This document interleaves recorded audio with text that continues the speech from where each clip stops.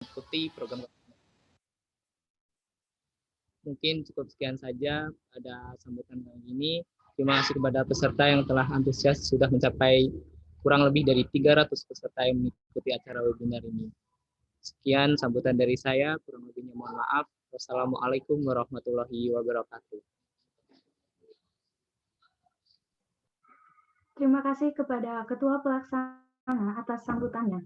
Sambutan yang kedua akan disampaikan oleh Presiden Mahasiswa Badan Eksekutif Mahasiswa Universitas Jenderal Ahmad Yani Yogyakarta. Kepada Saudara Amar Anafi, saya persilahkan. Baik, terima kasih waktunya MC. Bismillahirrahmanirrahim.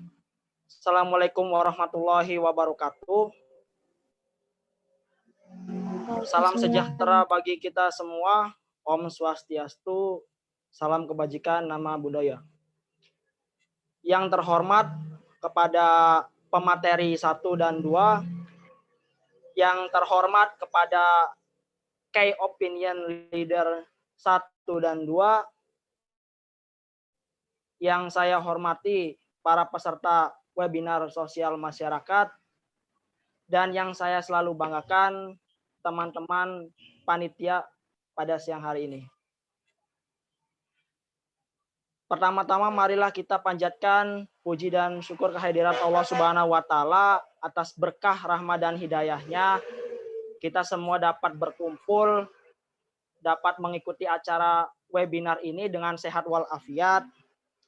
Sholawat serta salam tidak lupa kita curahkan kepada junjungan Nabi besar Nabi Muhammad SAW atas berkahnya dapat membawa kita dari zaman jahiliyah menuju zaman terang benderang pada hari ini. Sebelumnya saya mengucapkan banyak terima kasih kepada para panitia yang sudah mempersiapkan acara webinar ini dengan baik dan juga antusias webinar Sosmas ini. Yang saya lihat kemarin terakhir sekitar 550 peserta, tetapi untuk kesempatan pada siang hari ini baru sekitar 300 peserta, tetapi tidak apa-apa. Sambil berjalan, sambil menunggu yang lain gabung, izinkan saya memberikan sepatah atau dua patah kata. Bahwasanya hadirin yang saya hormati, acara webinar sosial masyarakat ini tidak lain adalah menjalankan prokja dari Badan Eksekutif Mahasiswa Universitas Jenderal Ahmad Yani Yogyakarta. Itu yang perlu saya sampaikan. Kemudian dengan diadakannya webinar ini bertujuan bahwasanya mahasiswa itu dapat mengembangkan atau dapat mendedikasikan soft skill dengan mengikuti kampus Merdeka. Saya mengutip pada tema acara hari ini yaitu mengasah soft skill melalui kampus Merdeka. Oleh karena itu, para mahasiswa diharapkan mampu untuk bersaing khususnya dengan mahasiswa yang lainnya pada kompetensi di kampus Merdeka ini. Hadirin yang saya hormati, sebagai mahasiswa tentunya mempunyai peran dan fungsi yang mana bukan hanya agent of change saja, ada fungsi-fungsi yang lain, ada peran-peran yang lain yang mungkin belum familiar kita dengar, seperti contohnya ada guardian of value, yaitu menjaga nilai-nilai kebaikan. Contohnya kita bisa bergotong royong, kita bisa menanamkan sikap jujur, kita juga bisa saling tolong menolong dan bantu membantu, dan juga ada moral force yang mana para mahasiswa ini dituntut untuk mempunyai moral dan intelektual yang baik, sehingga yang mana ketika para mahasiswa ini dapat menjadi iron stock untuk kedepannya. Seperti itu saja sambutan dari saya, kurang lebihnya mohon dimaafkan. Selamat mengikuti kegiatan webinar sosial masyarakat. Semoga apa yang diikuti teman-teman dapat bermanfaat dan dapat mengimplementasikan di lingkungan kampus ataupun di lingkungan masyarakat nantinya. Sekian dari saya, kurang lebihnya mohon maaf. Wabillahi taufiq wal hidayah. Wassalamualaikum warahmatullahi wabarakatuh. Terima kasih kepada Presiden Mahasiswa atas sambutannya. Sebelum memasuki acara inti webinar, saya akan membacakan aturan dan tata tertib.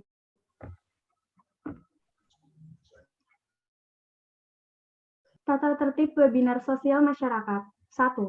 Peserta diharapkan memasuki ruang Zoom meeting 15 menit sebelum acara dimulai. 2. Peserta diharapkan login menggunakan format nama underscore instansi. 3. Peserta akan menunggu di waiting room sampai diizinkan masuk. Bagi peserta dengan nama yang tidak sesuai format atau masih menggunakan nama perangkat, tidak akan diadmit atau ditahan di waiting room. 4.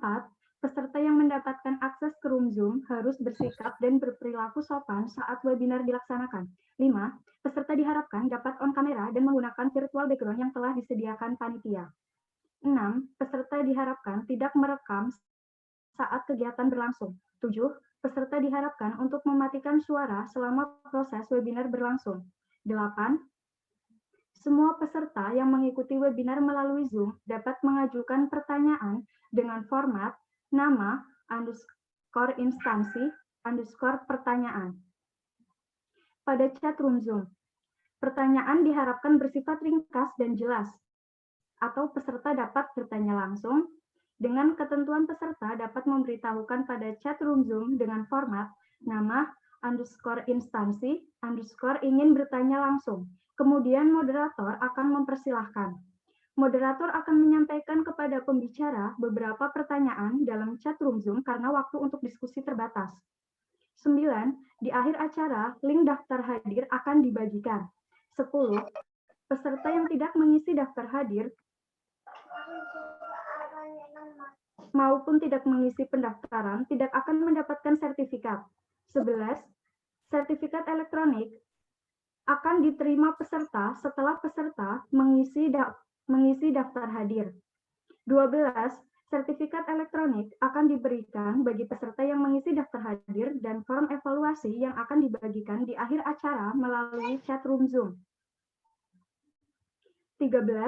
Bagi peserta yang beruntung akan mendapatkan door prize dari panitia yang akan dihubungi panitia setelah selesai acara. 14. Grup WhatsApp akan ditutup setelah adanya pemberitahuan informasi dari pihak panitia. Baik, langsung saja kita memasuki acara inti, yaitu pemaparan materi dan sesi tanya-jawab yang akan dipandu oleh moderator. Sebelumnya, saya akan membacakan CV dari moderator.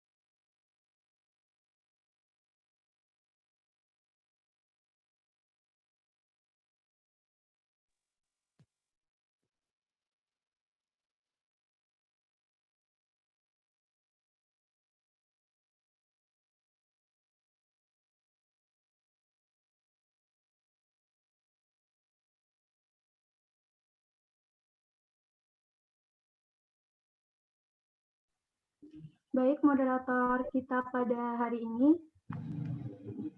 nama Indra Artadi Pratama. Beliau merupakan Koordinator Kajian Strategi BEM Unjaya 2021.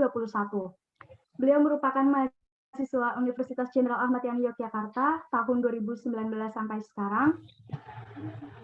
Beliau bersekolah di SMA Negeri 1 Lampung Tengah dari tahun 2010 sampai 2018.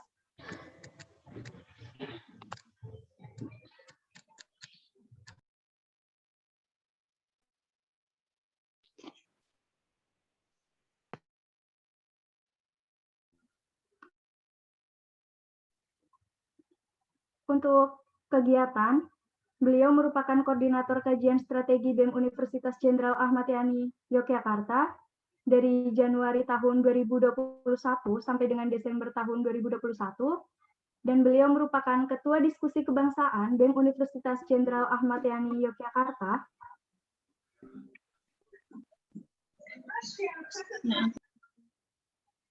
Mohon maaf, ini share screen-nya buram singgih.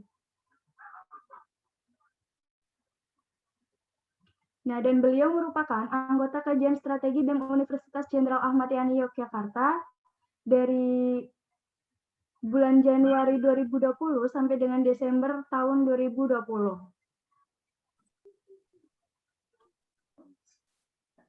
Baik, langsung saja kepada Saudara Indra Artadi Pratama, waktu dan tempat saya persilahkan.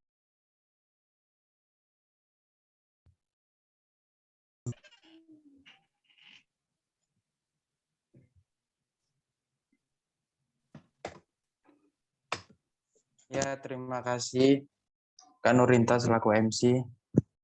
Agak sedikit, kan dia tadi baca sedikit buram, ya, maaf. Halo semuanya, selamat siang. Selamat datang di webinar sosial masyarakat yang bertemakan asas soft skill mahasiswa melalui program Kampus Merdeka. Di masa pandemi seperti ini, kasus yang masih meningkat, semoga kita semua tetap selalu mematuhi prokes yang ada sehingga kita selalu sehat dan terhindar dari COVID-19. Dan adanya kebijakan pemerintah yang memperpanjang PPKM darurat.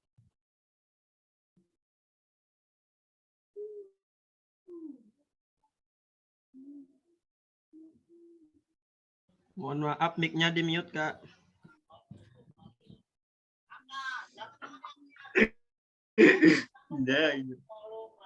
Oh ya, mohon maaf ya. Halo semuanya, selamat siang. Selamat datang di webinar sosial masyarakat yang bertemakan asas soft skill mahasiswa melalui program Kampus Merdeka. Di masa pandemi seperti ini, dengan kasus yang masih meningkat, semoga kita semua tetap patuh akan prokes sehingga kita dapat selalu sehat dan terhindar dari COVID-19. Dan dengan adanya kebijakan dari pemerintah yaitu perpanjangan PPKM darurat sampai dengan 2 Agustus, semoga tidak menyurutkan semangat kita semua untuk selalu meningkatkan diri kita, meningkatkan ilmu kita untuk menjadi lebih baik lagi.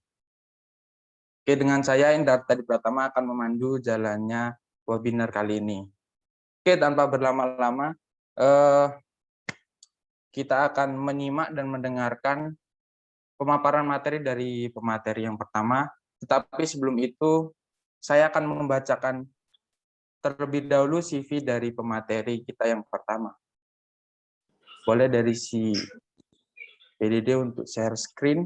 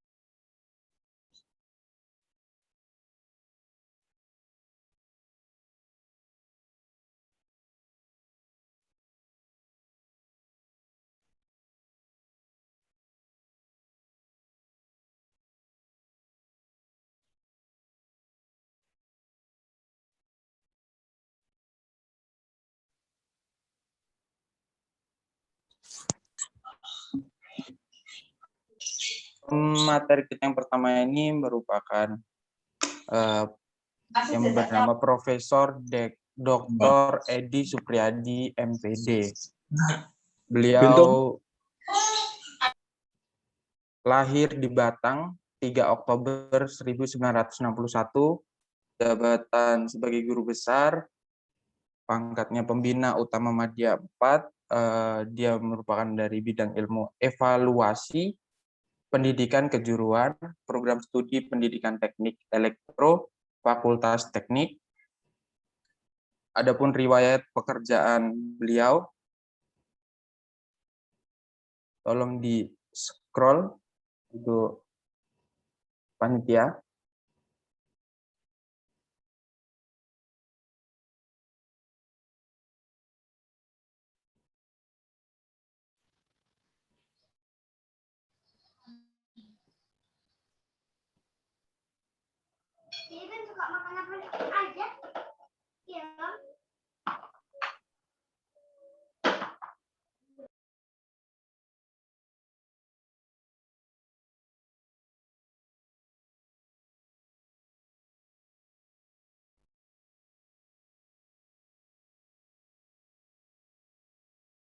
Oke, akan saya bacakan saja ya. Jadi riwayat pekerjaan beliau adalah sebagai dosen pendidikan teknik elektro Fakultas Teknik Universitas Negeri Yogyakarta dari tahun 1987 sampai dengan sekarang.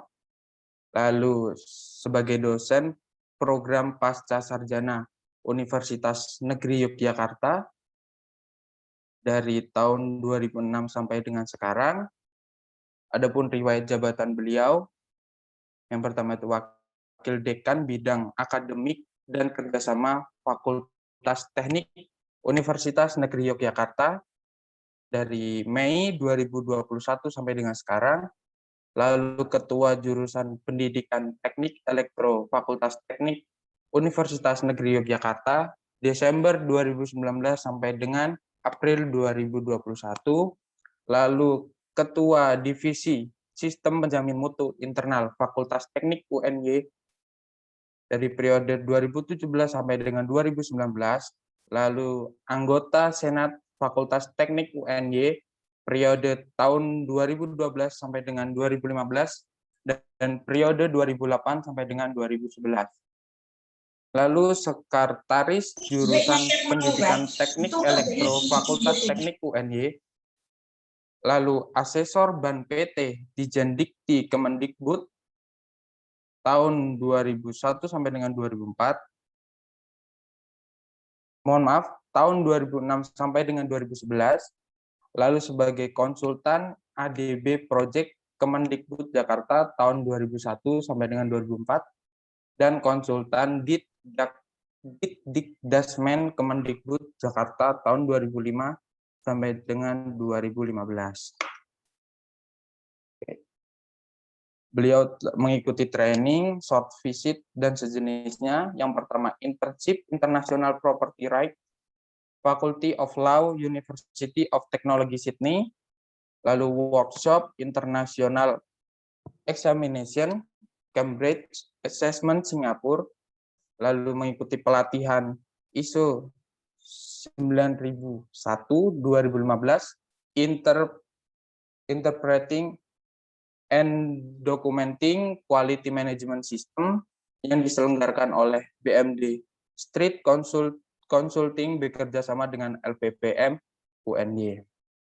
Lalu mengikuti workshop Sistem Penjamin Mutu Internal yang diselenggarakan oleh LPPM UNY pada tahun 2017.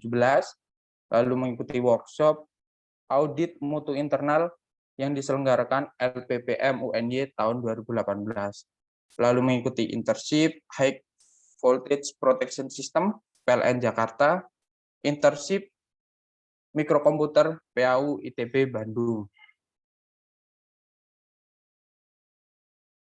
Adapun ini karya ilmiah beliau,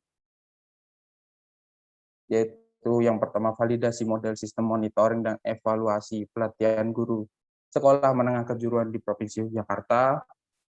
Yang kedua, pengembangan sinema model penilaian pendidikan bernuansa karakter sekolah menengah kejuruan, lalu pengembangan sinema model penilaian pendidikan bernuansa karakter sekolah menengah kejuruan, lalu yang keempat pengembangan sinema model penilaian pendidikan bernuansa sekolah menengah kejuruan, lalu yang kelima penilaian mahasiswa tahun pertama Fakultas Teknik University Negeri Yogyakarta terhadap perkuliahan dan pelayanan akademik. Lalu yang keenam, pengembangan model sistem monitoring dan evaluasi pelatihan guru sekolah menengah kejuruan. Lalu yang ketujuh, evaluasi sistem penilaian hasil belajar mata kuliah dasar mahasiswa jurusan pendidikan teknik elektro Fakultas Teknik Universitas Negeri Yogyakarta. Itu tadi merupakan CV dari beliau, dari Prof. Edi Supriyadi. Ingin menyapa beliau terlebih dahulu. Selamat siang, Prof. Apakah sudah hadir? Selamat siang, Assalamualaikum. Waalaikumsalam, Prof. Sudah siap, Prof? Ya, insya Allah siap. Pemaparan materi selama 20 menit dan akan dilanjutkan dengan sesi tanya jawab selama 15 menit ya, Prof. Baik, Mas. Ya. Oke. Mari kawan-kawan peserta kita simak dan kita dengarkan pemaparan materi dari Prof. Edi Supriyadi. Silakan, Prof. Ya, izin share ya. Oke, Prof. Bisa dilihat nggak, Mas? Sudah, Prof. Siap, siap.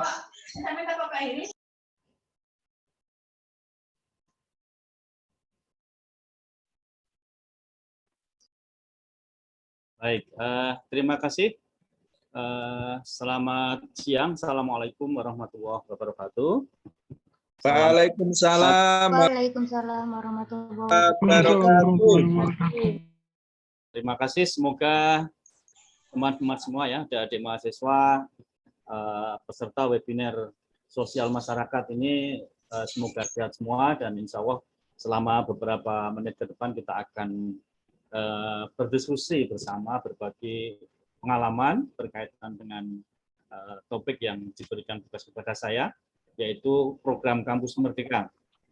Terima kasih kepada panitia webinar sosial masyarakat ya, juga kepada semua peserta yang sudah join. Saya lihat tadi ada dari berbagai daerah ya, sangat bagus sekali ini teman-teman dari Universitas Jenderal Ahmad Yani Yogyakarta ya menyelenggarakan program webinar sosial masyarakat yang temanya itu sangat bagus ya. Tadi disinggung tentang soft skill, wah bagus itu ya. Baik, izinkan saya menyampaikan beberapa poin saja ya, nanti mohon diingatkan kalau melebihi dari waktu yang sudah ditentukan. Temanya adalah program Kampus Merdeka, itu apakah bikin mahasiswa itu makin pintar atau makin ribet? Nah, ini tema yang diberikan kepada saya itu sangat bagus menurut saya, karena ini memang apa ya, sesuatu yang sedang tren sekarang. Semua perguruan tinggi di Indonesia itu sedang dibombardir dengan berbagai program dari Kementerian Pendidikan dan Kebudayaan Dikti ya, dengan berbagai program-program yang saya yakin semua perguruan tinggi itu sangat sibuk saat ini. Kebetulan saya wakil dekan yang di bidang akademik di Fakultas Teknik di UNY ini ya, juga mengalami hal yang sama. Nah, oleh karena itu mari kita coba kita lihat. Baik Mas, Mbak semuanya, ini konseptualnya ya yang kita bahas ini. Kita tahu bahwa banyak kebijakan dari kementerian, ya, salah satunya adalah program Kampus Merdeka ya, atau Merdeka Belajar Kampus Merdeka ya. Nah, di sini yang akan kita bahas nanti secara ya ringkas begitu. Ada satu program Kampus Merdeka namanya ya, yang itu ada beberapa poin, intinya memberikan kesempatan kepada mahasiswa untuk belajar tidak hanya di prodinya sendiri, tetapi bisa di luar prodi, di luar perguruan tinggi, di masyarakat dan sebagainya. Ini ada 8 ya, ada 8 area. Nah, nanti kita bahas meskipun secara ringkas. Nah, dari program yang ada ini, apa yang perlu dilakukan? Yang perlu dilakukan adalah yaitu perguruan tinggi dan mahasiswa. Kalau perguruan tinggi itu mengimplementasikan program kampus merdeka, mulai dari perancangannya harus bagus ya, harus menguasai dulu. Harus dikuasai dulu tentang konsep ini, dirancang dulu, ya, kemudian kurikulumnya. Nah, karena ini ada perubahan mulai tahun 2000 itu kurikulumnya ya kurikulum ya kampus merdeka. Nah, kurikulum yang baru ini agak ribet karena untuk S1 misalkan itu bisa saja ya 5 semester itu mata kuliah diambil di prodi sendiri, 1 semester di luar prodi di dalam perguruan tinggi, 2 semester itu di luar perguruan tinggi. Nah, ini kan harus dirancang dengan bagus ya. Tadi rancangannya itu meliputi kurikulum, ya, bahan ajarnya, ya, media pembelajaran, sumber belajar, sistem informasi. Kemudian juga perguruan tinggi harus memfasilitasi dengan berbagai perangkat, ya. Sama pada saat ini adalah perangkat TIK, ya, teknologi informasi dan komunikasi. Mohon maaf, apa suara saya bisa didengar dengan jelas? Bisa. Oke, Jelas kok. Sangat jelas.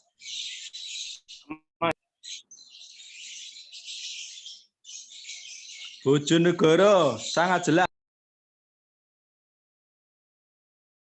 Mohon maaf, Prof. Itu di mute.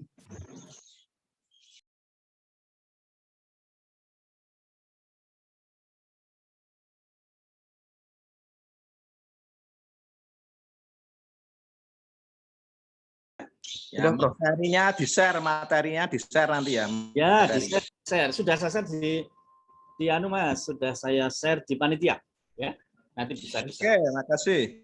Oke, nanti saya share juga di chat ya.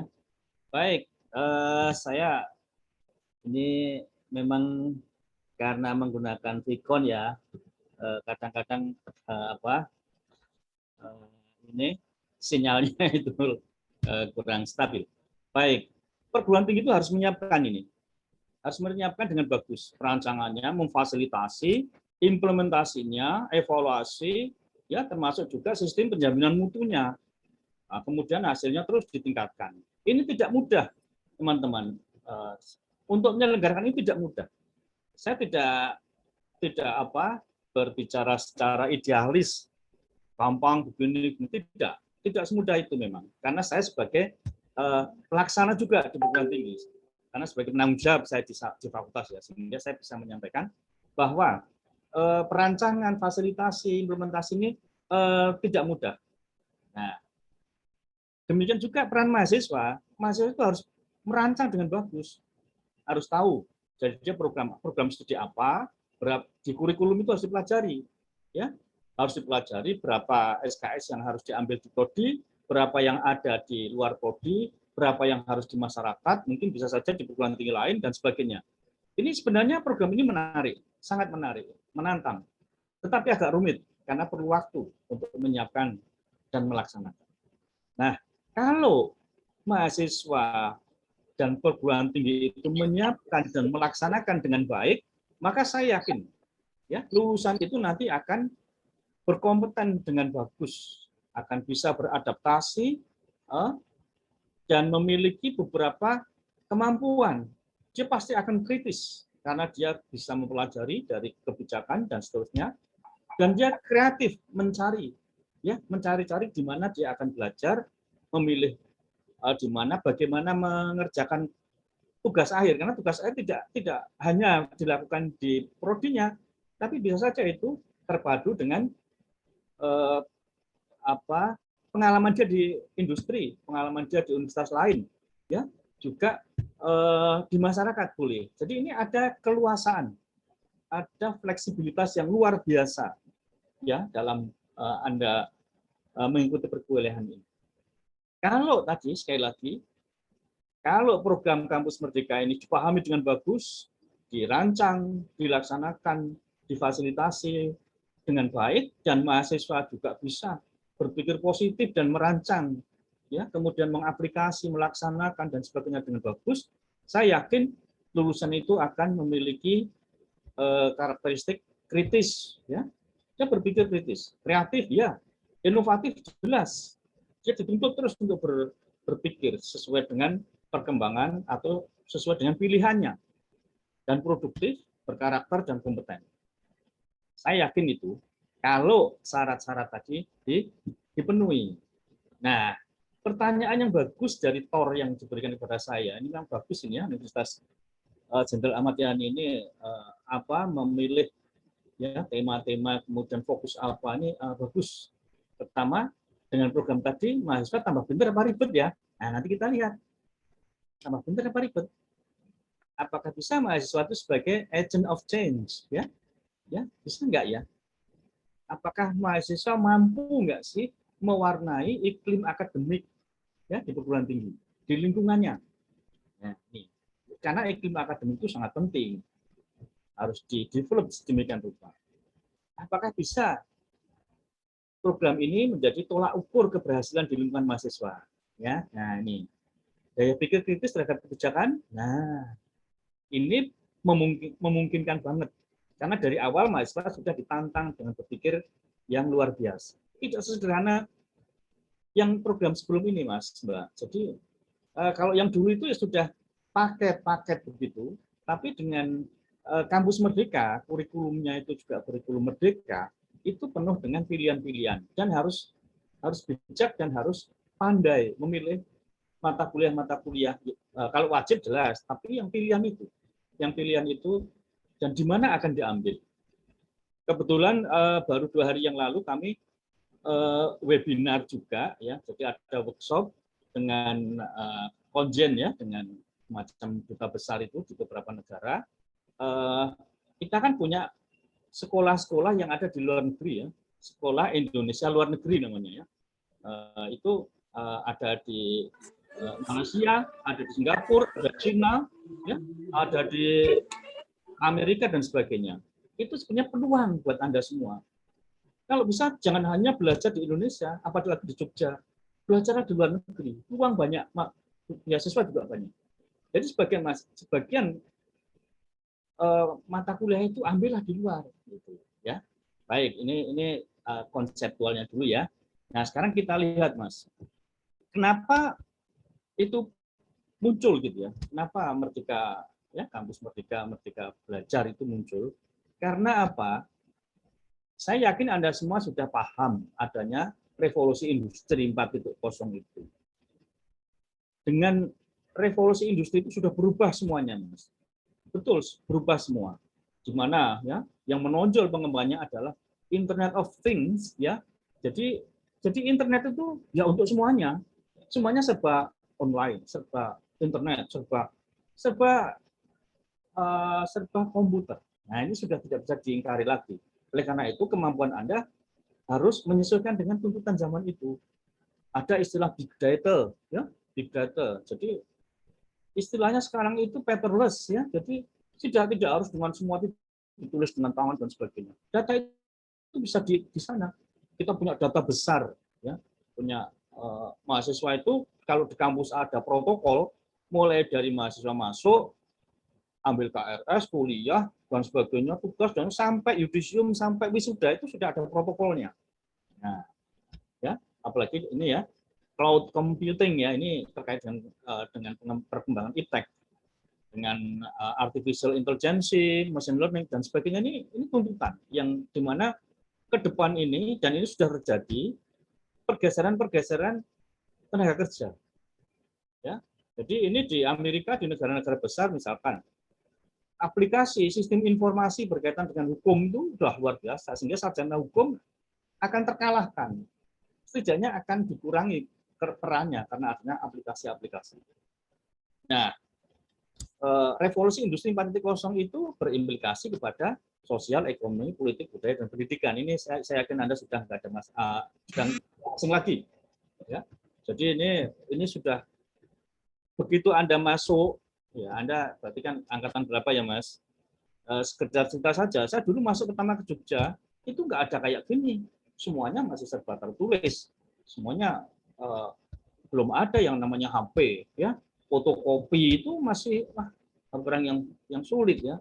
Nah, sekarang Anda kuliah di zaman sekarang sudah serba online lah, katakan seperti itu, sehingga luar biasa. Nah, ini yang harus Anda ikuti ke depan. Itu Anda lulus harus memiliki kemampuan yang sesuai dengan perkembangan zaman. Nah, ini perlu dicatat betul.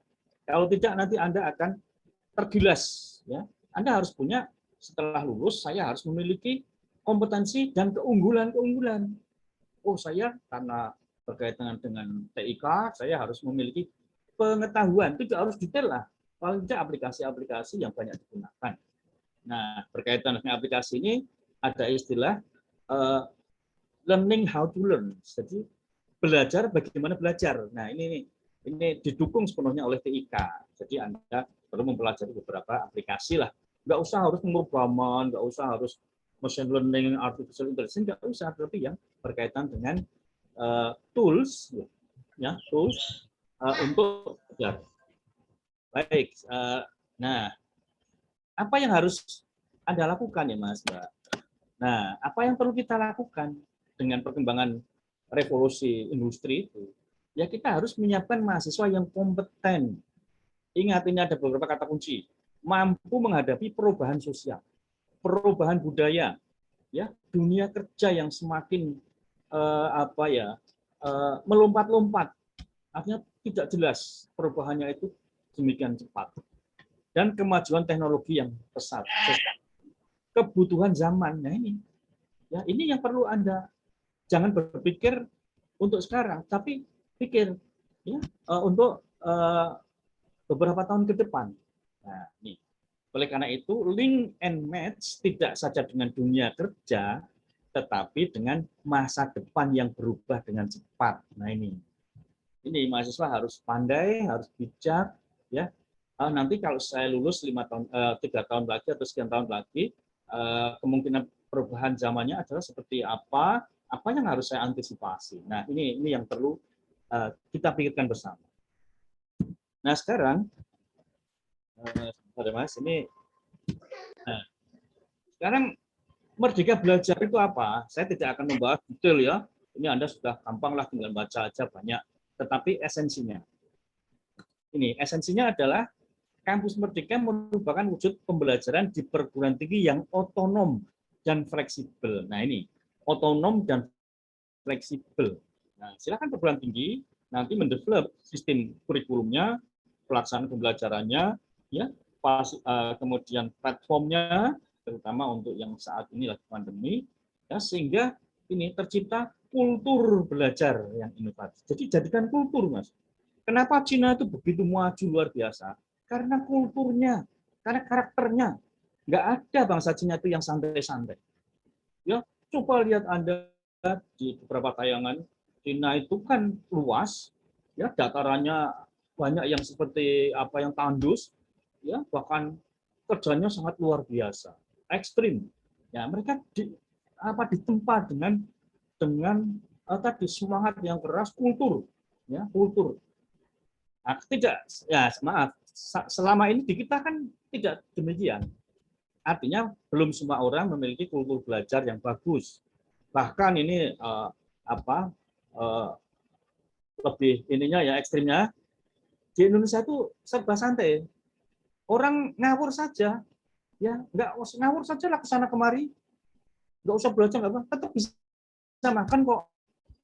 Nah, ini yang suasana ini yang perlu kita ubah, kita develop agar kita memiliki kultur, ya, kultur karakter yang kuat. Nah, ini kultur karakter yang kuat. Makanya tadi Anda menyampaikan di awalnya panitia soft skill. Nah, tepat sekali. Jadi yang dibentuk dengan bagus itu soft skill, termasuk bagaimana perguruan tinggi mendevelop Merdeka Belajar, Anda merancang Merdeka Belajar.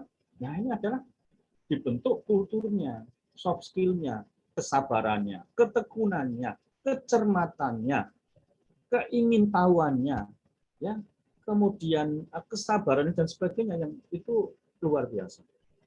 Mohon maaf, Prof. Waktunya 3 menit lagi. Waduh, lah ini untuk pemaparannya. Ya, mohon maaf, nanti kalau boleh tambah 3 menit ya. Nah, iya, Prof. Baik.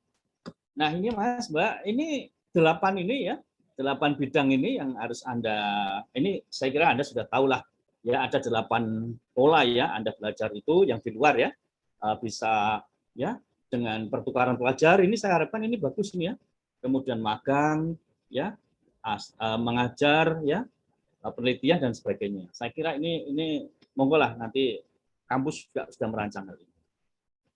Nah, ini tadi yang sudah saya sampaikan ya untuk membentuk soft skill yang bagus ya, karena apa? Harus punya experiential learning ya, langsung belajar learning by doing, langsung mengalami.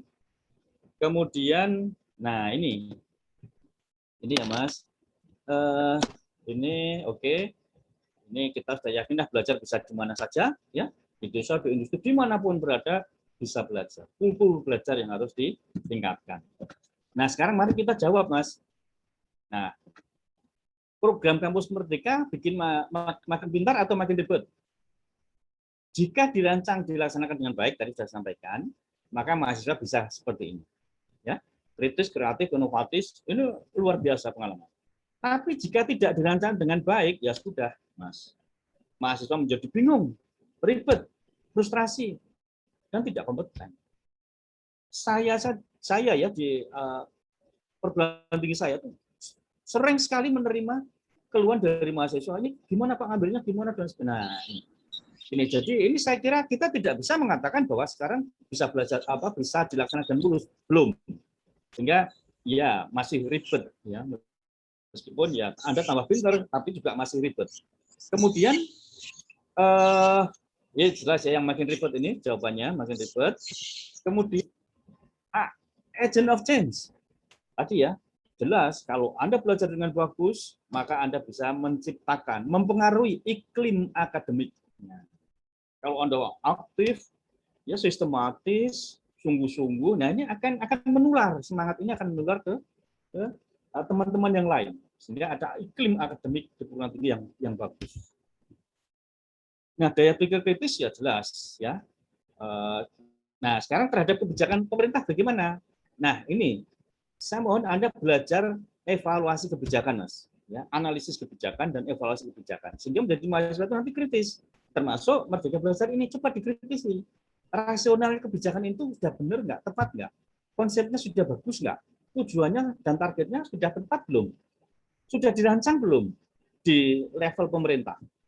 Terus proses implementasinya gimana? Ada nggak monitoring dan evaluasi? Nah, ini Mas.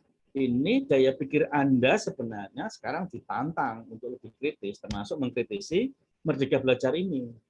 Belum lagi ada kebijakan RPL ya Mas, yang dulu sudah DO bisa masuk Mas, bisa daftar. Daftar di mana saja, di UNJ, di UGM, di Universitas Jenderal Sudirman, Universitas Jenderal Ahmad Yani, dan sebagainya. Bisa belajar. Yang sudah, misalnya lulusan SMA, kerja sudah 2 tahun, bisa Mas masuk, itu sudah nanti dianggap berapa SKS. Nah, ini kebijakan-kebijakan ini cukup banyak. Ya. Nah, yang terakhir ini, apakah bisa menjadi tolak ukur keberhasilan? Nah, ini coba perhatikan. Ingat, yang terakhir ini, kebijakan program Merdeka Belajar merupakan salah satu kebijakan loh Mas, Mbak. Baru salah satu. Ya. Nah, efektivitas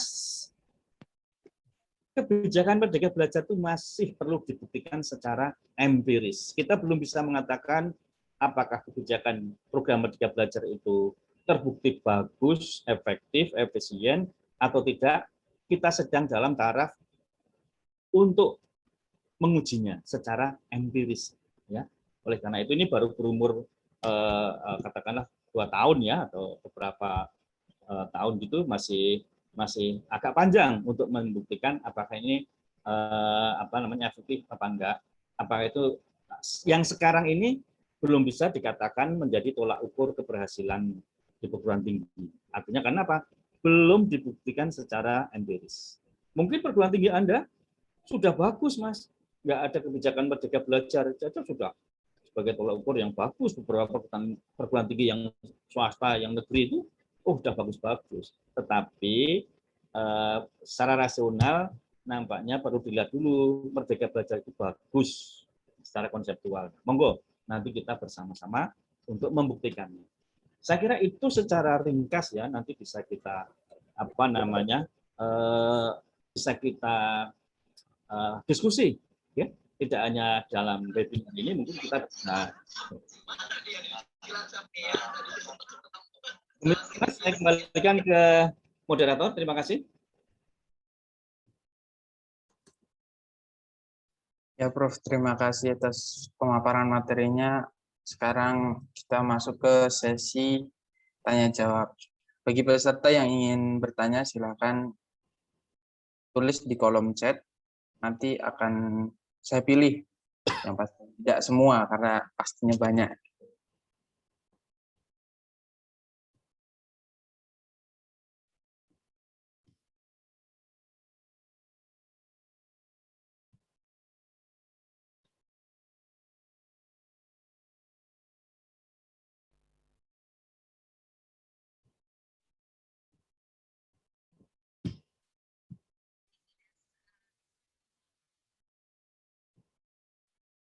Ini sudah ada peserta yang bertanya, Prof. Akan saya bacakan.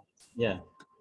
Ini dari Alifian Muhammad dari UHAMKA. Izin bertanya, Prof.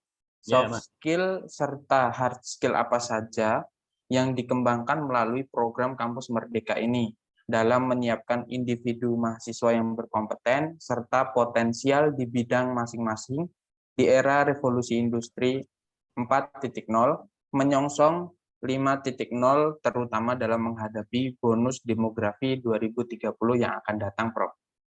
Ya.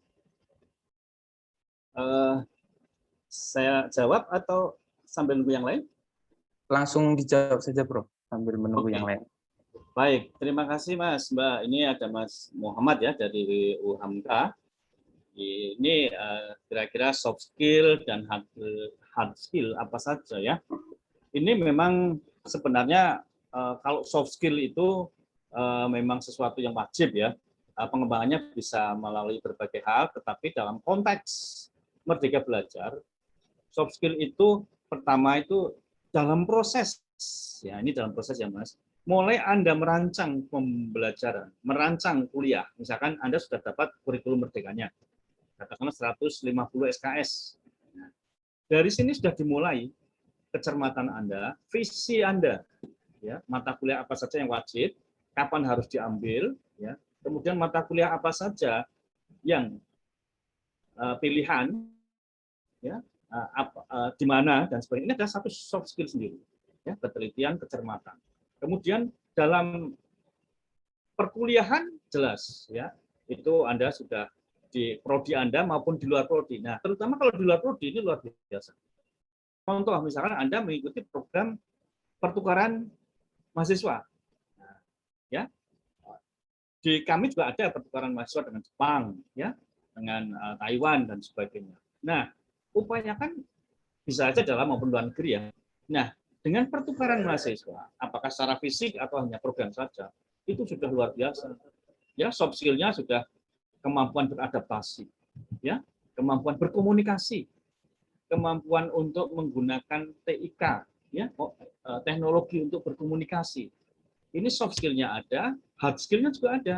Ya, ya terpaksa Anda harus belajar membuat platform ya, menggunakan antivirus elektronik, komputer, dan sebagainya, aplikasi-aplikasi, ini sudah hard skill juga. Hard skill yang inti, CPL, itu Anda peroleh di prodi Anda. Jadi 5 semester misalkan, di prodi Anda itu hard skill-nya Anda peroleh di situ. Di samping juga nanti di industri, Mas. Ya, di dunia industri, ya, di perguruan tinggi lain, di masyarakat. Nah, ini hard skill-nya sesuai dengan bidang Anda. Misalkan bidang Anda apa? Bidang Anda misalkan apa ya Mas? Misalkan ilmu hukum.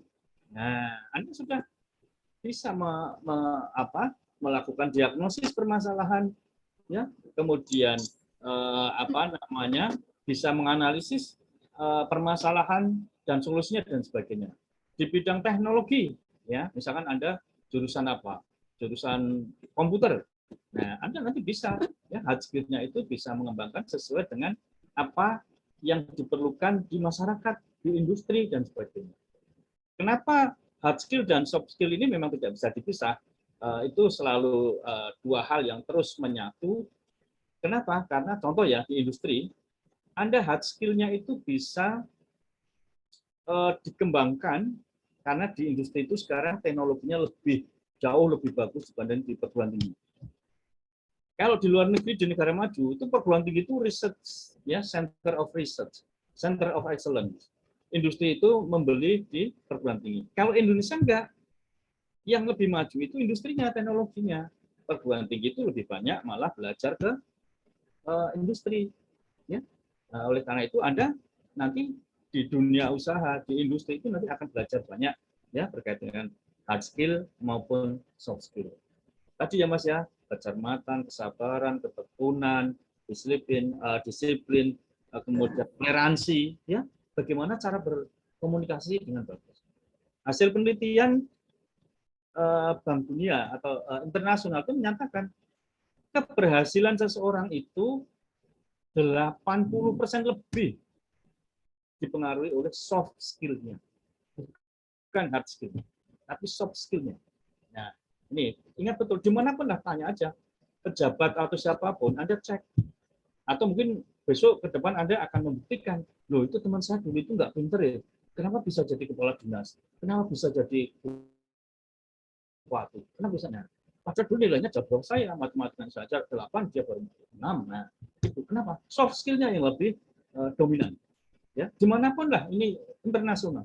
Orang yang baik itu akan banyak temannya. Orang yang banyak temannya, ya akan memudahkan. Oh, saya lebih baik percaya pada si A saja lah, dia orangnya baik. Ya, kurang pintar-pintar dikit nanti sambil jalan, sambil belajar. Tapi kalau soft skill agak sulit. Itu dibentuk, dibina, perlu waktu yang agak lama. Gitu ya Mas ya. Jadi mulai dari perancangan, pelaksanaan, sampai ujian akhir itu, akumulasi itu diperoleh. Demikian Mas, itu secara ringkas Mas Muhammad dari UHAMKA.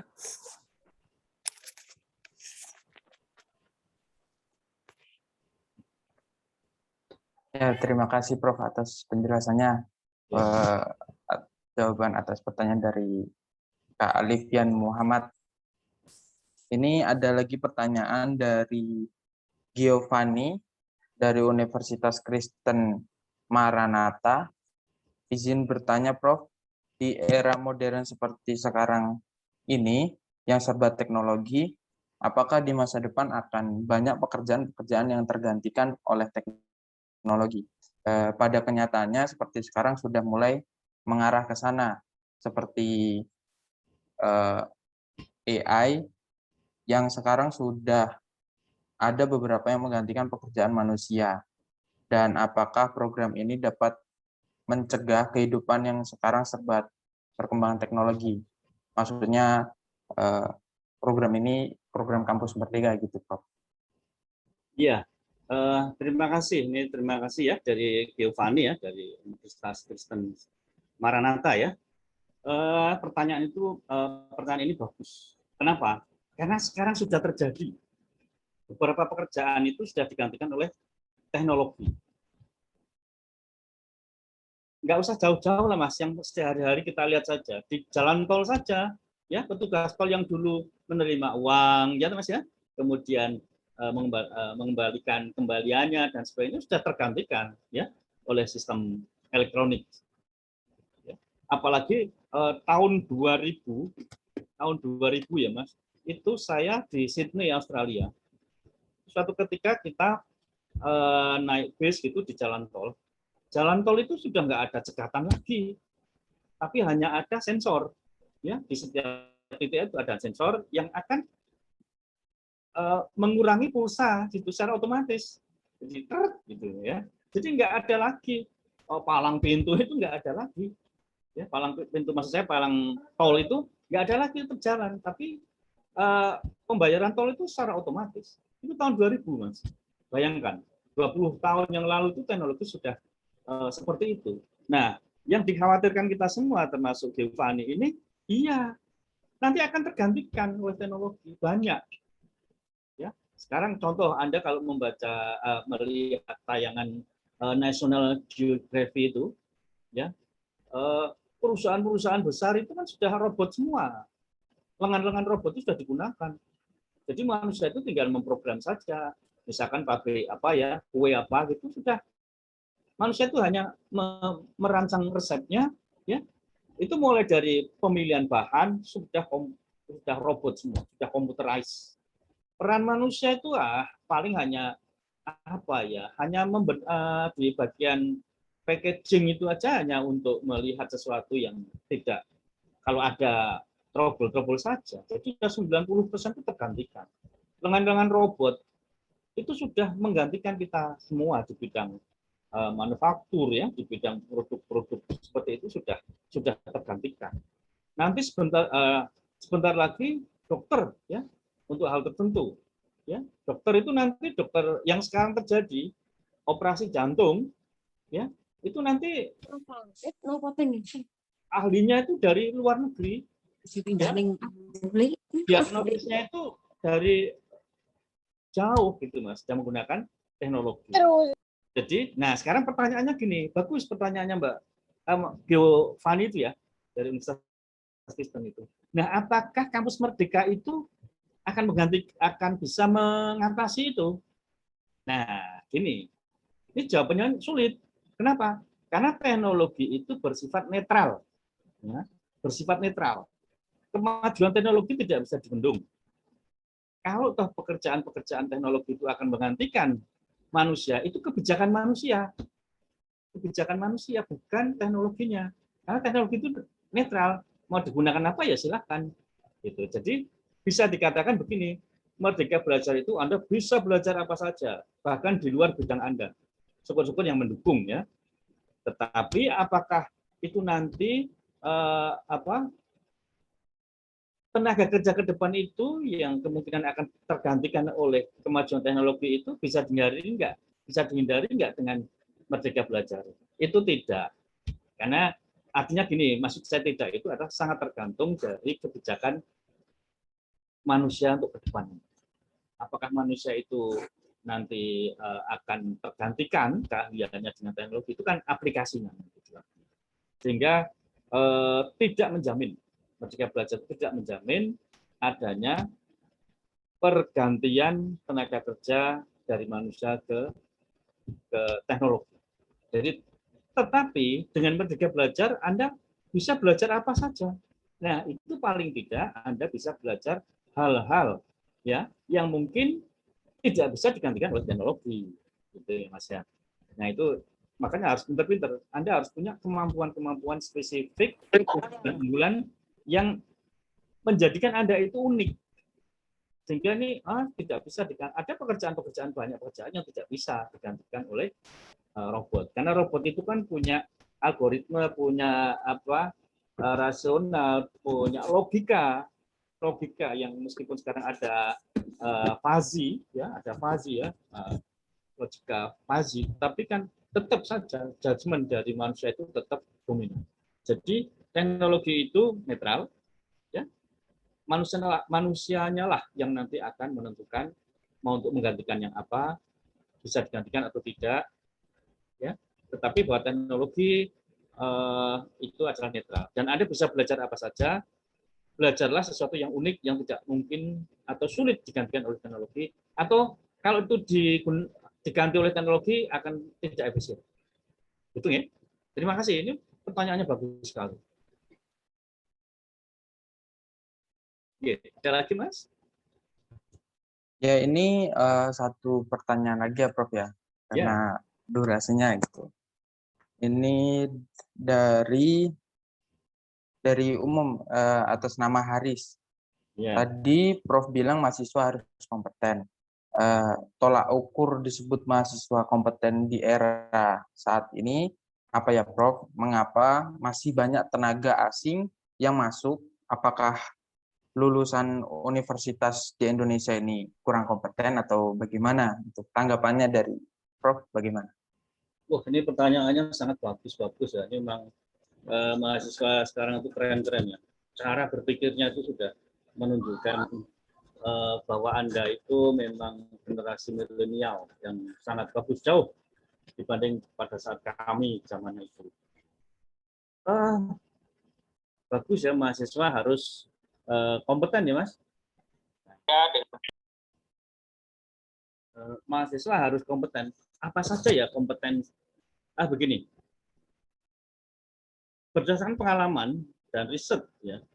Yang pertama tadi soft skill Anda itu harus betul-betul luar biasa. Ya. Soft skill yang pertama itu apa? Contohnya gampang, Mas. Kalau Anda itu temannya banyak teman dan teman-teman itu baik, berarti soft skill Anda bagus. Meskipun harus diperbagus ya dalam konteks lain. Itu hanya indikator. Soft skill-nya. Soft skill itu apa sih?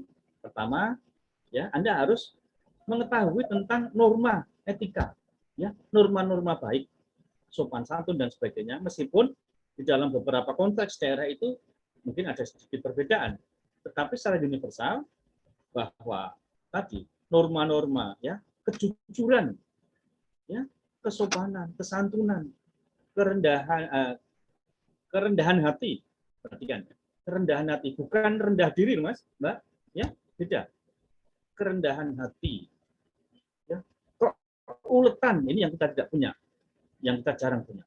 Bayangkan tenaga kerja asing itu, Mas, ya di Cina itu, di Hongkong atau dimanapun, itu orang bekerja di pabrik garment itu dengan berapa belas jam itu hanya gajinya berapa. Sehingga untuk dapat gaji yang agak besar sedikit saja, wah dia ekstra keras.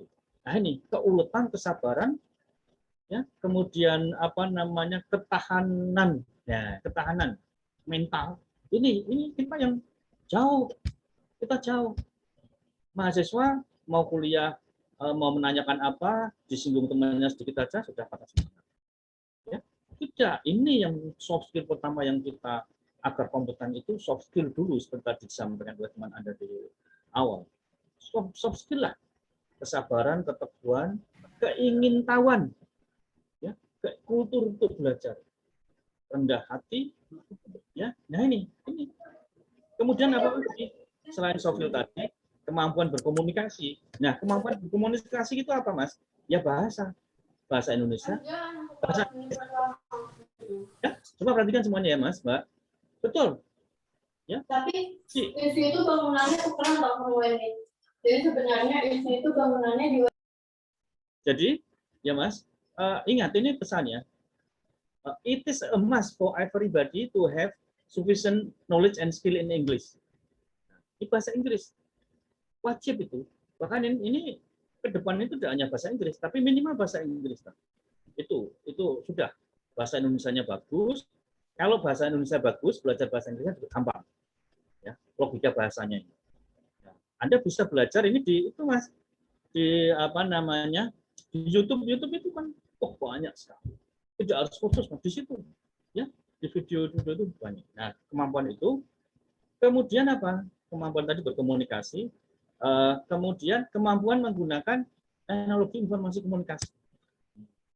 Ya. Nah, gunakan teknologi itu ya untuk bersosialisasi. Maka orang mengatakan investasi sosial. Ya, jangan hanya investasi finansial, tapi investasi sosial. Kalau Anda investasi sosialnya bagus, investasi akhiratnya ya, dari aspek spiritualnya bagus, udah.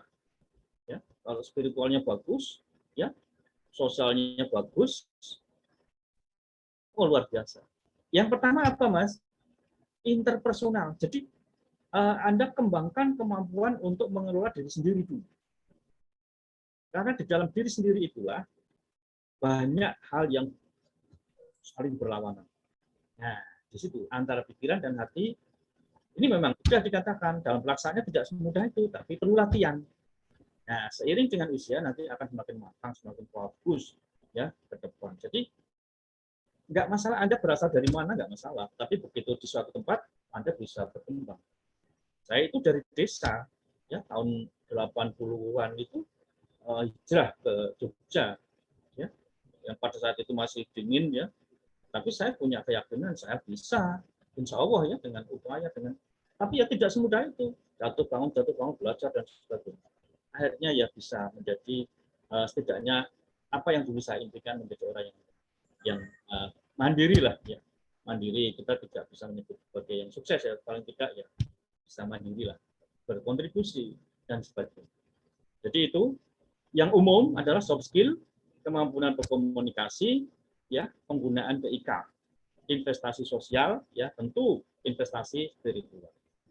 Yang hard skill lainnya itu tergantung dari bidang Anda. Kalau bidang Anda di elektronika, ya bidang itulah yang Anda geluti. Kalau bidang Anda di komunikasi, kalau bidang Anda di bahasa, desain, dan sebagainya, itulah hard skill-nya yang fokus ke situ. Tapi jangan pernah Anda berpikir yang Anda pelajari itu adalah yang bidang Anda saja. Jangan. Belajarlah yang lain-lain. Makanya itu Merdeka Belajar itu memberikan kesempatan pilihan untuk mengambil mata kuliah lain. Syukur-syukur tadi ya.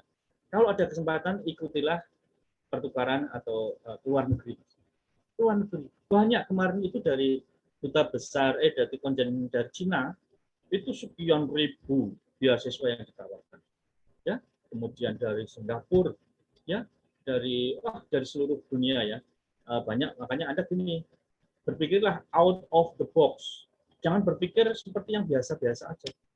Jangan, cobalah sekali-kali Anda keluar dari lingkungan di sekitar Anda. Keluar itu bukan berarti mengasingkan diri, tapi berpikirnya, beraktivitasnya, ya, enggak, saya harus mencoba pengalaman saya belajar untuk sebuah.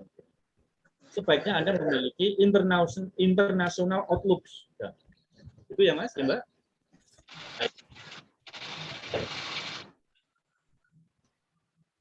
Oke, terima kasih Prof. Atas jawabannya sangat memuaskan, banyak sekali tadi dari pertanyaan-pertanyaan, sangat puas dari peserta yang bertanya. Saya akan sedikit merangkum gitu dari jawaban-jawaban yang telah Prof sampaikan gitu. Intinya mungkin untuk kita semua, kita harus berani berpikir out of the box, keluar dari zona nyaman, lalu kita harus bisa mengasah soft skill kita dengan cara kita selalu berusaha, jatuh bangun kita rasakan, kita investasi sosial, kita investasi hard skill dengan cara belajar, insya Allah kita akan menjadi mahasiswa ataupun manusia-manusia yang kompeten. Begitu ya Prof ya? Iya, kurang lebihnya. Untuk mengakhiri, ada sesi penyerahan sertifikat Prof yang akan diwakilkan dari BEM Unjaya, yaitu dari Ketua BEM Unjaya, yaitu Saudara Amar Hanafi. Boleh stop share screen, Prof. Oh iya, terima kasih. Ya. Terima kasih, Prof. Stop. Sudah belum ya? Sudah ya? Sudah, Prof. Oke, terima kasih. Ada sesi foto penyerahan sertifikat sebentar ya, Prof ya. Ya. Ya, baik, terima kasih untuk panitia sudah jelas share screen-nya. Jadi Prof Edi Supriyadi, kami berikan penyerahan sertifikat ini sebagai simbolis kepada Prof Dr. Edi Supriyadi MPD karena sudah berkenan dan dapat hadir dalam acara webinar Sosmas. Harapannya sertifikat ini terkenang sampai nanti seterusnya gitu, Prof. Sebagai kenang-kenangan ya dari kami hanya itu saja, Prof. Terima kasih banyak sekali lagi dari kami BEM Unjaya, Prof. Ya, terima kasih sudah diundang untuk ikut berbagi pengetahuan di sini. Terima kasih semuanya, panitia, ya, ketua BEM dan semuanya peserta. Mohon maaf kalau ada kekurangannya. Saya pamit ya. Ya, Pak. Baik, Pak. Ya, terima kasih. Selamat siang. Assalamualaikum warahmatullahi wabarakatuh.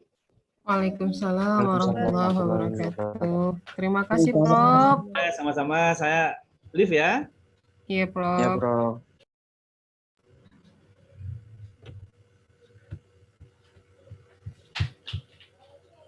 Ya, sesi pemateri yang pertama telah selesai. Kita akan memasuki sesi yang kedua, yaitu pemateri yang kedua. Sebelumnya saya akan membacakan CV dari pemateri kedua. Boleh dari panitia untuk share screen.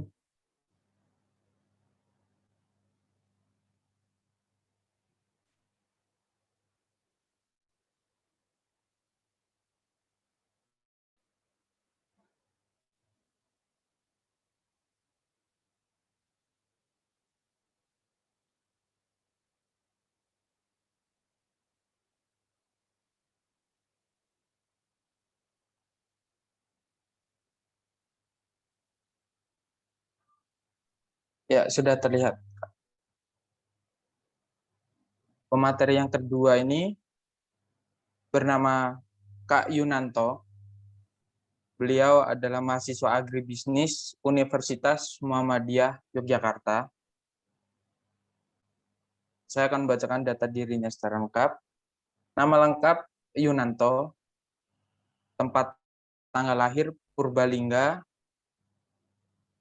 23 Maret 1998, beragama Islam dan kebangsaan Indonesia. Soft skill dan hard skill yang Kak Yunanto miliki, yang pertama komunikatif, kreatif, percaya diri, mampu bekerja sama dalam tim, public speaking, menguasai Microsoft PowerPoint. Lalu pelatihan yang pernah Kak Yunanto ikuti, yang pertama latihan kepemimpinan dan manajemen mahasiswa Fakultas Pertanian 2017, lalu Madrasah Intelektual Muhammadiyah Ikatan Mahasiswa Muhammadiyah pada tahun 2018, lalu Pengabdian Masyarakat Ikatan Senat Mahasiswa Pertanian Indonesia pada tahun 2020. Adapun organisasi dan kepanitiaan, organisasi di Universitas Muhammadiyah Yogyakarta yang Kak Yunanto ikuti, yang pertama anggota bidang Hikmah Ikatan Mahasiswa Muhammadiyah Fakultas Pertanian periode 2018-2019, lalu anggota Departemen Keilmuan dan Kajian ISU BEM Fakultas Pertanian UMY periode 2018-2019, lalu salah satu pendiri komunitas hidroponis UMY pada tahun 2017 sampai dengan sekarang, lalu anggota bidang Hikmah Ikatan Mahasiswa Muhammadiyah Fakultas Pertanian periode 2019-2020, lalu ketua BEM Fakultas Pertanian UMY periode 2019 sampai dengan 2020, lalu yang terakhir Presiden Mahasiswa BEM KM UMY 2020 sampai dengan 2021. Mungkin itu saja CV yang saya bacakan. Saya akan menyapa Kak Yunanto. Selamat siang Kak Yunanto. Halo, selamat siang. Terdengar suara saya? Terdengar Kak. Bagaimana kabarnya Kak? Alhamdulillah, ya sepertinya survive di pandemi ini.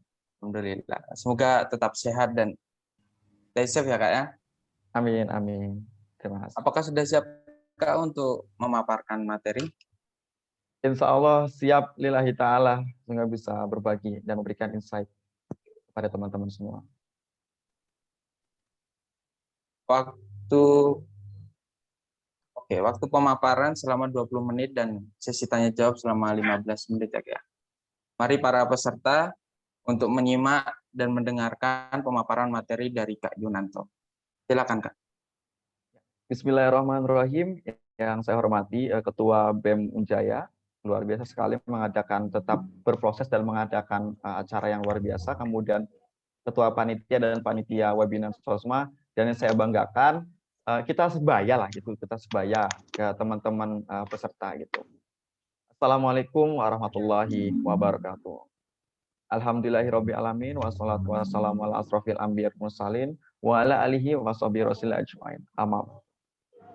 Mari kita panjatkan puji syukur kehadirat Allah Subhanahu wa taala, Tuhan yang Maha Esa yang telah memberikan kita kesehatan, iman, dan berkah yang luar biasa. Yang kedua kalinya, sholawat dan salam semoga tetap tercurah limpahkan kepada junjungan Nabi besar Muhammad SAW. Saya ucapkan terima kasih atas kesempatan yang diberikan oleh saya untuk bisa berbagi. Saya bukan mau mengajari, saya bukan guru di sini, saya sharing di sini.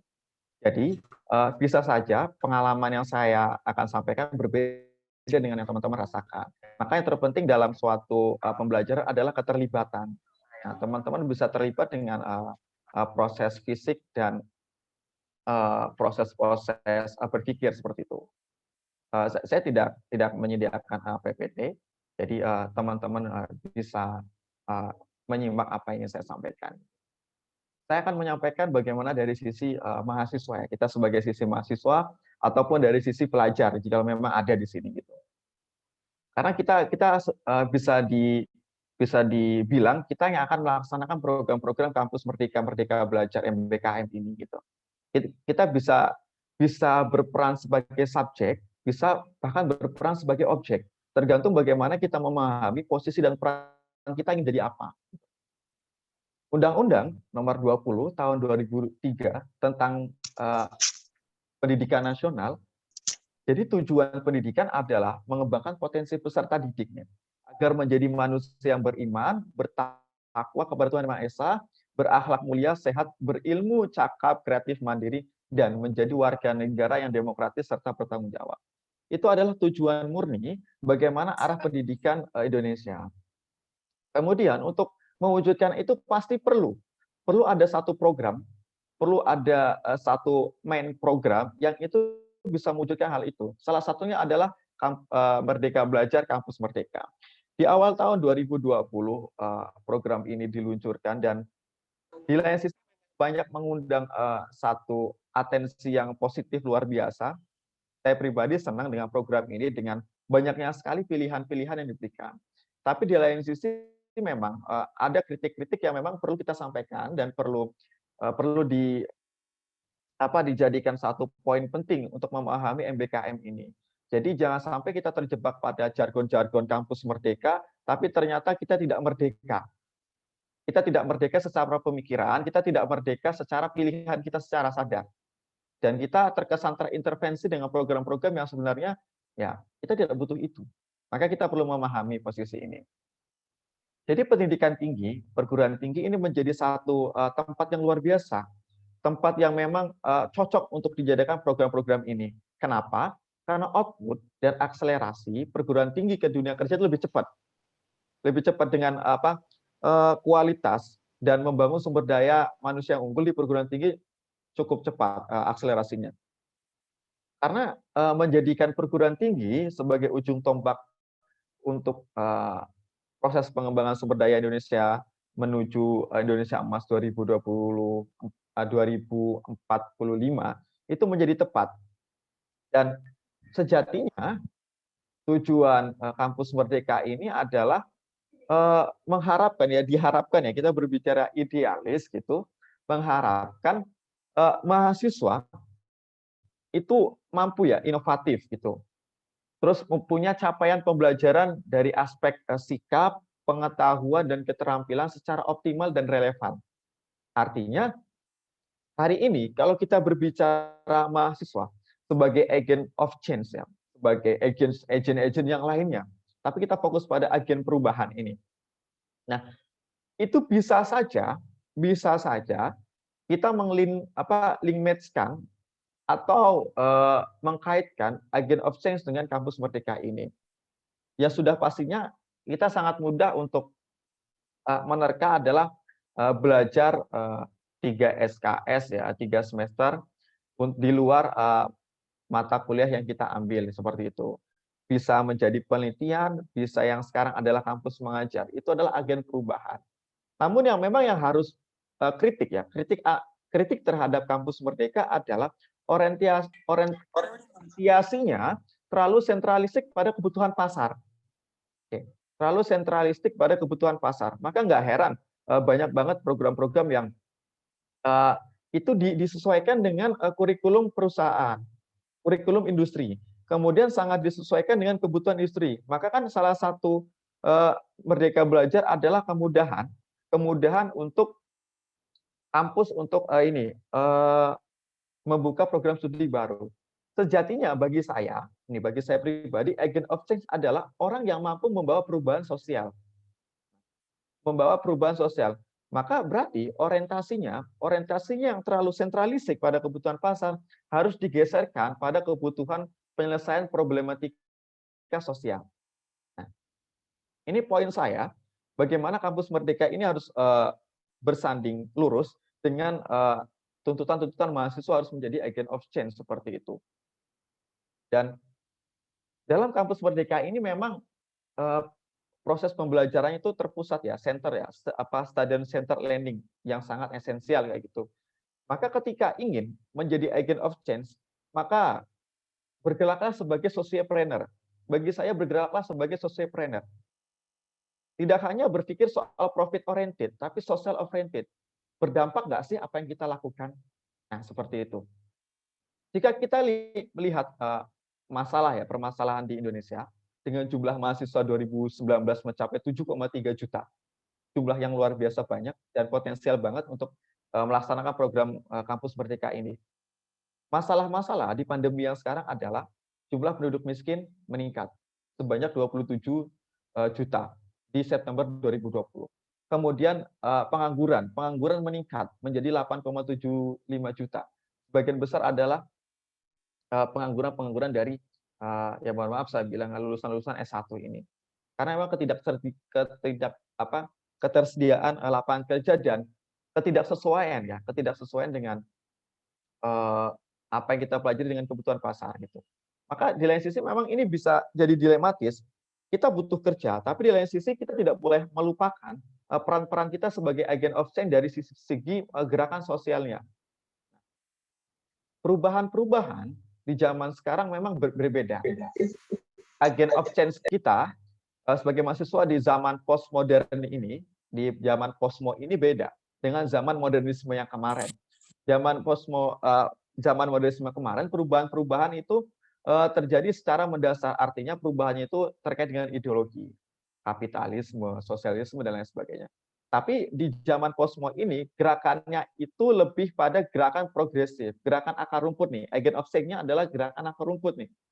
Yaitu seperti gerakan-gerakan kemiskinan, anti kemiskinan, pembela lingkungan hidup, feminisme, dan lain sebagainya. Nah, itu yang saya pikir potensial untuk agent of change dan juga Kampus Merdeka ini. Nah, sebenarnya proses-proses program-program Kampus Merdeka itu sudah ada. Walau namanya bukan Kampus Merdeka, di kampus-kampus teman-teman pasti sudah ada KKN, terus proyek-proyek penelitian dan lain sebagainya. Tapi program ini, Kampus Merdeka, pertanyaannya adalah apakah Kampus Merdeka dapat menjadi akselerasi dalam mewujudkan mahasiswa sebagai agent of change? Saya pikir sangat bisa. Terutama saya sharing dengan kawan-kawan kampus mengajar batch 1, angkatan pertama, mereka benar-benar bisa mengaplikatifkan apa yang mereka dapat dan berdampak seperti itu ke masyarakat, terutama untuk sekolah-sekolah yang memang akreditasinya masih rendah dan juga ada peningkatan akreditasi.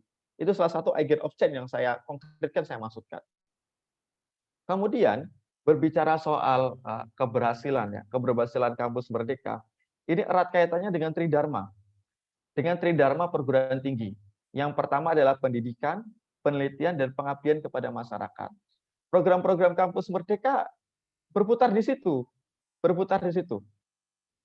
Dan seperti yang dikatakan oleh ayahanda Prof. Edi, bahwa ini perlu empiris ya, perlu data empiris, perlu praktikal yang masih cukup lama untuk melihat keberhasilan. Memang beberapa evaluasi yang masih muncul adalah pertama konversi gitu. Konversi SKS-nya nanti gimana, kemudian pendanaannya seperti apa, kemudian penyesuaian dengan kurikulum karena ada perbedaan antara akreditasi kampus A, B, C, dan sebagainya, ada perbedaan dosen dan lain sebagainya, itu kan masih menjadi masalah. Maka sebenarnya untuk melihat keberhasilan Kampus Merdeka ini dari Tridharma perlu waktu dan indikator yang konkret gitu. Maka untuk indikator yang konkret yang saya baca dalam Kampus Merdeka adalah yang pertama, apakah lulusan dapat pekerjaan yang layak. Nah, ini seharusnya memang ditanyakan ke kampusnya gitu. Kemudian ada pengalaman di luar kampus, ya kampus mengajar, student action dan lain sebagainya. Kemudian ada pengalaman dosen di luar akademik. Kemudian ada kolaborasi dengan praktisi, riset terapan, kerjasama prodi dengan internasional, dan jumlah mata kuliah berbasis proyek, serta akreditasi global program studi. Itu adalah 8 indikator yang memang bisa menjadi acuan keberhasilannya.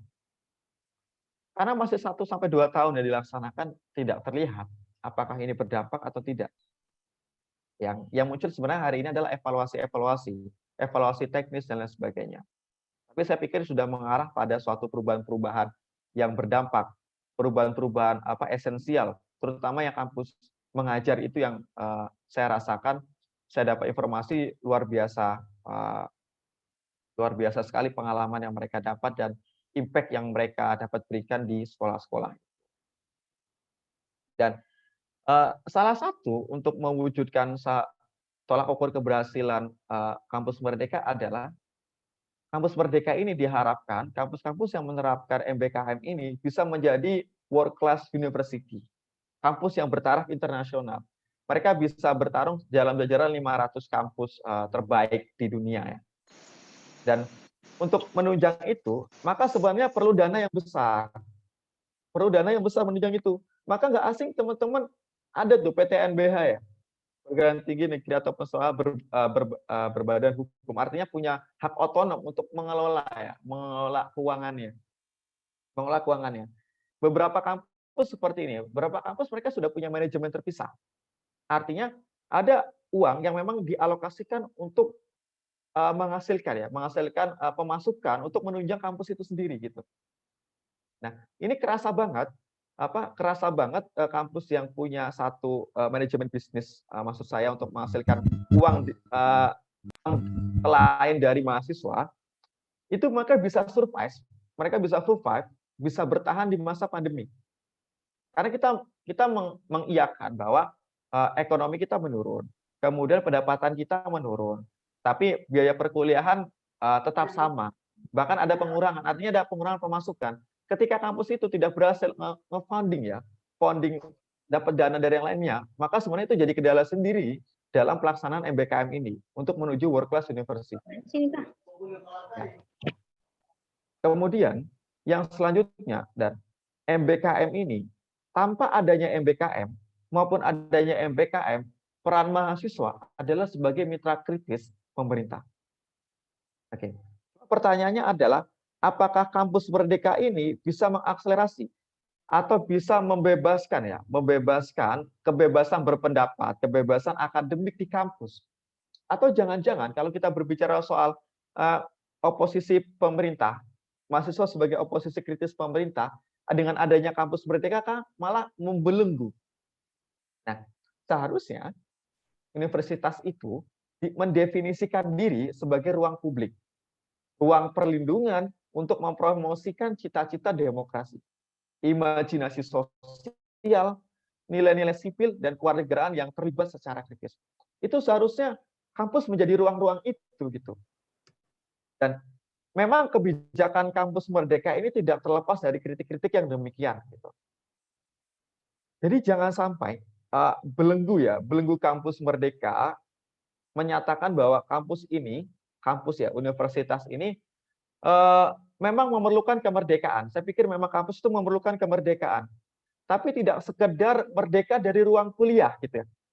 Yang kampus Merdeka kan esensinya paling utama adalah merdeka dari ruang kuliah, belajar di tempat lain, kemudian proyek yang lain, kan itu merdeka di ruang kuliah. Namun yang perlu dipahami adalah kita berbicara soal kampus Merdeka dan sebagai mitra oposisi pemerintah, maka universitas itu perlu merdeka dari rasa takut terhadap kritik, terhadap pengetahuan dan kebenaran, merdeka dari birokratisasi dan instrumentalisasi ekonomi gitu. Nah, jangan sampai merdeka belajar ini hanya menjadi jargon-jargon, tapi ternyata terjadi pemberedelan, pemberhangusan ruang-ruang demokrasi, ruang-ruang pendapat di kampus. Kita sering kok melihatnya di kampus Jogja sini, beberapa kampus ada. BEM-nya kritik Kak Yunanto, ya. Waktunya 3 menit lagi. Kampus-kampus di Jogja beberapa memang sudah diskusi ini dibubarin. Padahal dalam pasal 28 ayat 3 ya, setiap orang itu berhak berkumpul, berserikat dan mengeluarkan pendapat. Lebih khususnya lagi teman-teman, kebebasan akademik itu sudah diatur di Undang-Undang Nomor 12 tahun 2012 tentang pendidikan tinggi. Pasal 8 ayat 1 berbicara, dalam penyelenggaraan pendidikan dan pengembangan ilmu pengetahuan dan teknologi berlaku kebebasan akademik, kebebasan mimbar akademik dan otonomi keilmuan. Nah, ada kebebasan akademik dan mimbar akademik. Artinya proses-proses mengkritik pemerintah kan ilmiah gitu. Kenapa harus takut? Gitu. Karena ini erat kaitannya dengan kalau di kampus negeri ada pemilihan rektor. Pemilihan rektor biasa sangat berafiliasi dengan kondisi perpolitikan elit di atas. Maka hari ini kampus-kampus tidak pure menjadi oposisi ya, tapi bisa menjadi malah mitra pemerintah dalam hal politisasi pendidikan kayak gitu. Ini harus menjadi perhatian bersama. Kita tidak hanya memahami kampus merdeka sebagai kebebasan ruang kuliah, tapi juga kebebasan berkumpul dan berakademik mimbar bebas di dunia berkampus gitu. Jadi terakhir saya katakan pelajar dan mahasiswa itu tidak bisa dipisahkan dari persoalan masyarakat. Dan yang sebenarnya adalah mereka hanya jangan sampai nih mahasiswa dan pelajar ya kita belajar dan belajar. Padahal ketidakadilan itu sendiri berlangsung di masyarakat. Kita mengajar ijazah, sementara rakyat tuh megap-megap mencari sesuap nasi. Hari ini kan kita alamin ya. Kita belajar dan sebagainya. Tapi pedagang di Malioboro mengibarkan bendera putih. Pada akhirnya, ayo merdeka ini, kampus merdeka ini, kita juga merdeka dalam gerakan sosial. Rakyat bantu rakyat, mahasiswa bantu mahasiswa. Itu yang bisa kita lakukan untuk di masa pandemi ini. Ya, begitulah yang seharusnya merdeka yang sebenarnya. Mahasiswa memiliki kebebasan berdiskusi tanpa larangan dan pembubaran yang tidak jelas gitu. Ya, mahasiswa memiliki kebebasan untuk membaca buku ya, buku kanan maupun kiri tanpa disita ataupun dirampas gitu. Bahkan mahasiswa ini harus memiliki kebebasan untuk terjun langsung kepada masyarakat. Saya pikir program kampus merdeka ini dipahami juga kebebasan akademik dan kebebasan ruang kuliah secara kolektif. Seperti itu yang bisa saya sampaikan. Maaf jika ada kesalahan, saya kembalikan ke moderator. Terima kasih. Oke, terima kasih Kak Yunanto telah memaparkan materinya. Untuk dari peserta, jika ada yang ingin bertanya, silakan chat di kolom chat ataupun raise hand, lalu nanti on mic. Gitu.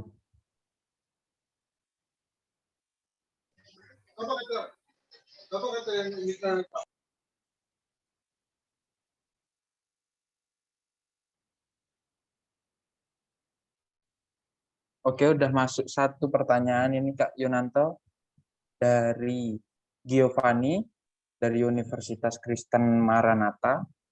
Izin bertanya, seperti yang kita tahu pada masa pandemi seperti ini, mental dan semangat mahasiswa pun diuji, seperti menambah kemalasan mahasiswa dan memiliki niat belajar materi kuliah. Menurut Kak Yunanto sendiri, apakah terjadi kegagalan dalam pengembangan kampus merdeka pada masa pandemi seperti ini, ditambah lagi mahasiswa hanya dapat berkegiatan di dalam rumah dan menghadap laptop seperti itu, Kang? Oke. Terima kasih Givari dari Universitas Kristen Maranatha atas pertanyaannya. Luar biasa sekali. Saya mengalami hal ini. Kita sama-sama mengalami hal ini. Karena posisi saya bukan pelaksana kebijakan gitu. Posisi kita bersama adalah subjek yang untuk melaksanakan itu ya. Subjek dalam program ini gitu. Maka ketika dibilang kegagalan di lain sisi iya, saya katakan iya. Karena memang pandemi ini telah benar merubah struktur kegiatan mahasiswa, struktur kegiatan bermasyarakat, termasuk terjun dan lain sebagainya. Maka sebenarnya untuk melihat ini sebagai kegagalan bisa gitu. Tapi ini bisa dilihat sebagai tantangan juga. Pertama, akselerasi internet, akselerasi IoT di masa pandemi ini luar biasa. Pada akhirnya kita terbiasa dengan rapat-rapat seperti ini. Cuma di lain sisi, saya kan juga di beberapa mata kuliah membantu mengajar. Kemudian saya tanyakan ke teman-teman yang di bawah saya gitu ya, di angkatan bawah saya. Mau kuliah offline atau online? Online aja Mas gitu kan, udah enak online. Nah, saya kadang aneh gitu. Mereka di awal memaksakan pingin banget kuliah offline, tapi ternyata pada akhirnya sudah nyaman seperti ini.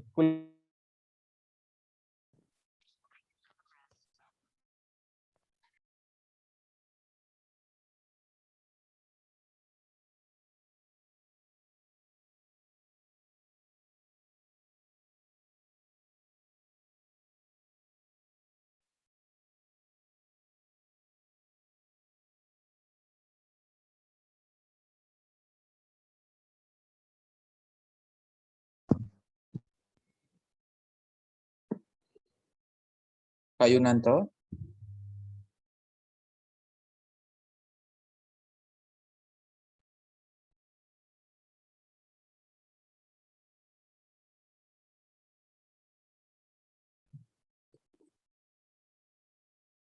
Oke, sepertinya Kak Yunanto ini sedang mengalami kendala jaringan, ingin bertanya, silakan tulis di kolom chat.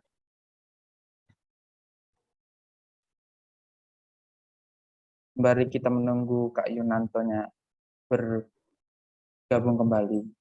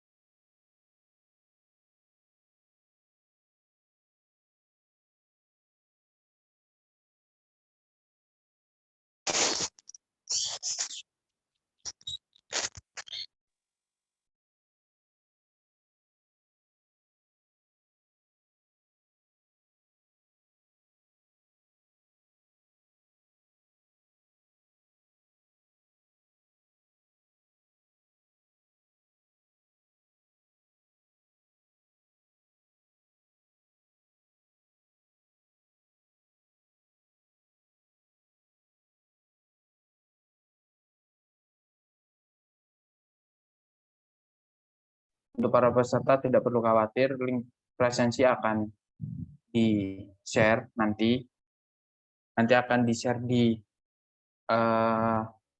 room chat.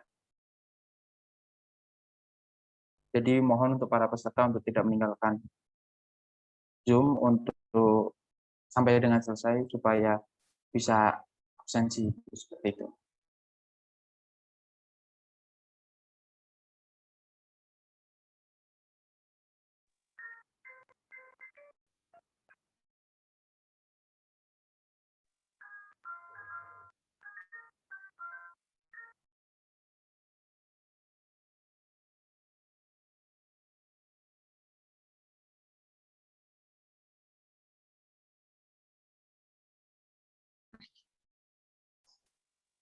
Cek ya, mohon maaf ada kendala di laptop saya.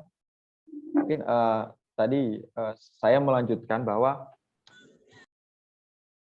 ya situasi seperti ini bisa menjadi tantangan sendiri. Yang pasti di UM-nya sendiri sudah melaksanakan kuesioner dan 80% itu menjawab bahwa keberhasilan MBKM ini ada di mahasiswa, bukan di dosen, bukan di perguruan tinggi. 80% dia ada mahasiswa.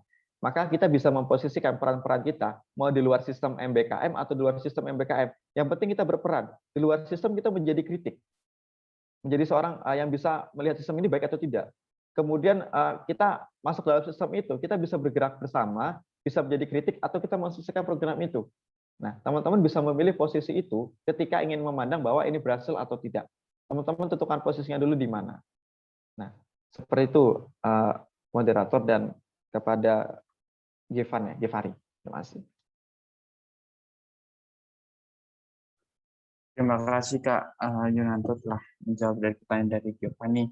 Mungkin tadi ada sedikit kendala sinyal gitu ya Kak ya.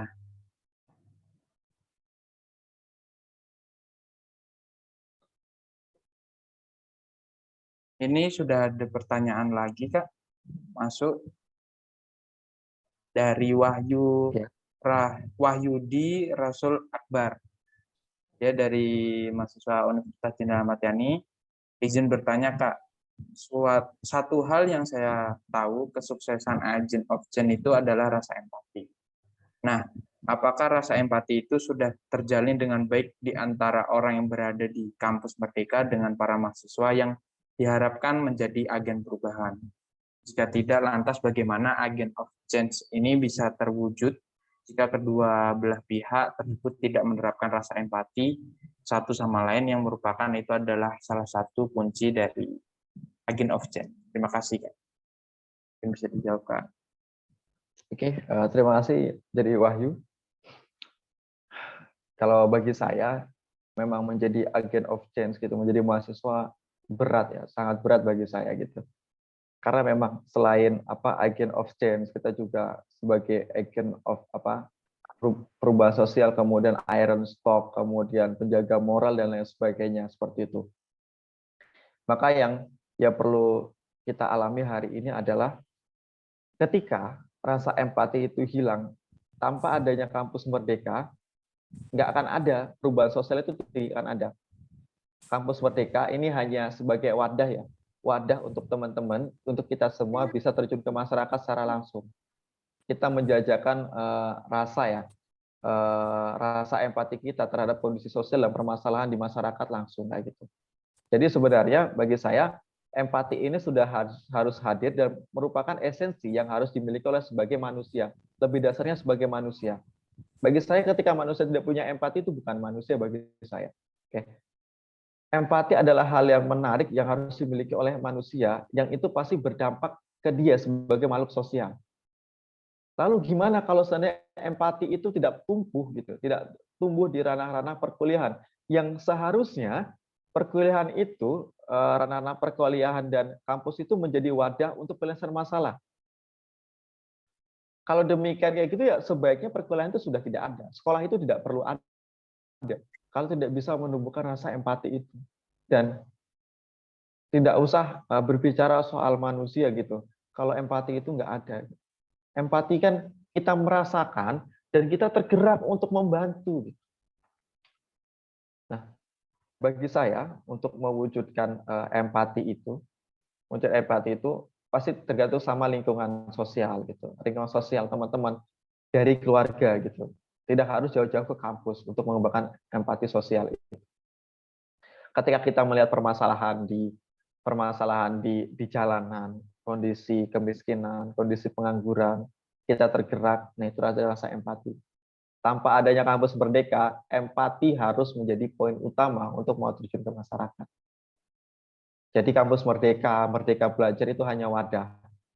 Wadah teman-teman untuk menyalurkan empati itu. Ketika barangkali teman-teman bingung, empati aku ini, tapi aku nggak punya wadah. Nah, kampus Merdeka, Merdeka Belajar itu sebagai wadah. Dan akselerasi untuk teman-teman mewujudkan empati yang teman-teman maksudkan. Kadang memang ketika orang ya tidak punya empati ya nggak peduli sekitar gitu. Tidak harus saya sebut mahasiswa, manusia lah pada umumnya nggak punya empati, ya udah dia nggak akan tertarik ke dunia sekitarnya, dia egoisme dan hanya memikirkan diri sendiri gitu. Bagi saya itu empati harus selalu tertanam dalam diri. Empati merasakan apa yang dirasakan orang lain, dan kampus Merdeka, Merdeka Belajar adalah wadah.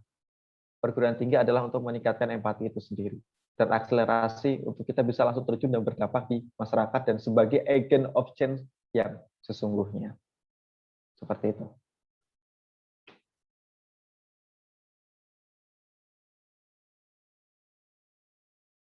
Oke, terima kasih Kak Yunanto telah menjawab pertanyaan dari Wahyudi Rasul Akbar.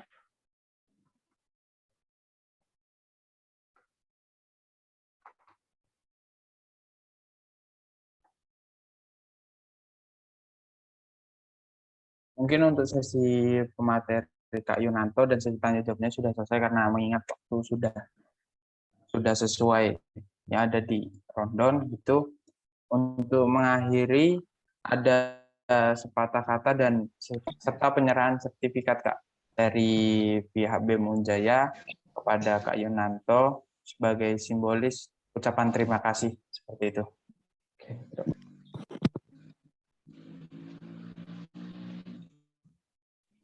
Silakan untuk panitia untuk share screen sertifikatnya.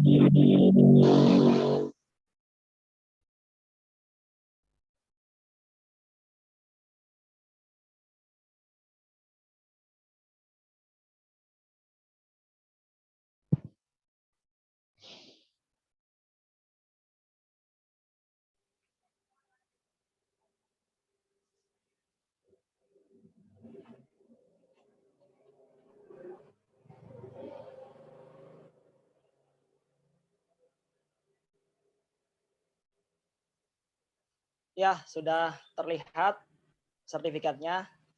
Sebelumnya, terima kasih banyak kepada Pak Presiden BMKM UMY ya, Kak Yunanto, telah berkenan hadir pada acara webinar sosial masyarakat pada siang hari ini.